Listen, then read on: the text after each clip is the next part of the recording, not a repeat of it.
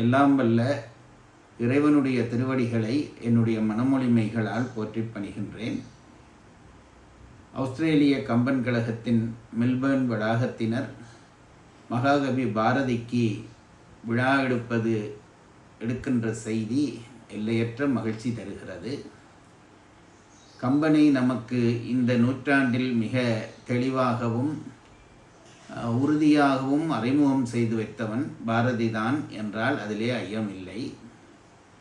கம்பன் என்றொரு மானுடன் வாழ்ந்தது என்று உறுதிபடச் சொல்கிறான். எல்லையொன்றின்மை எனும் பொருளதனை கம்பன் குறிகளால் காட்டிட முயலும் முயற்சி கருதியும் தமிழ்ச்சாதி அமரத்தன்மை கொண்டிருக்கும் என்று சொல்கிறான். கம்பன் கவி போல என்று பேசுகிறான்.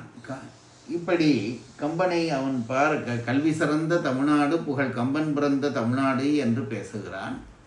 இப்படியாக இந்த நூற்றாண்டுக்கு தன்னுடைய எளிமையான கவிதைகள் மூலம் கம்பனை அறிமுகப்படுத்தி வைத்த பெருமை பாரதிக்குத்தான் உரியது. ஆகவே கம்பன் கழகங்கள் பாரதிக்கு விழா எடுப்பது என்பது பொருத்தமான செயல் என்று கருதுகிறேன். மலேசியாவிலிருந்து வரக்கூடிய அறிஞர் பெருமானார் அங்கே உரையாற்ற இருப்பதாகவும் அறிகிறேன். அதுபோல இளையவர்கள் அங்குள்ள பெரியவர்கள் எல்லோரும் கலந்து கொண்டு நிகழ்ச்சிகளை நடத்த இருக்கிறார்கள். தமிழர்களாகிய நாங்கள் எங்கு வாழ்ந்தாலும் தமிழாகிய நம் தாய்மொழியை மறந்துவிடக்கூடாது. அப்படி மறக்காமல் நம் இளைய தலைமுறை இருக்க வேண்டுமானால் பாரதி, கம்பன், திருவள்ளுவர் போன்ற பெரும்புலவர்களை போற்றியபடியே இருக்க வேண்டும்.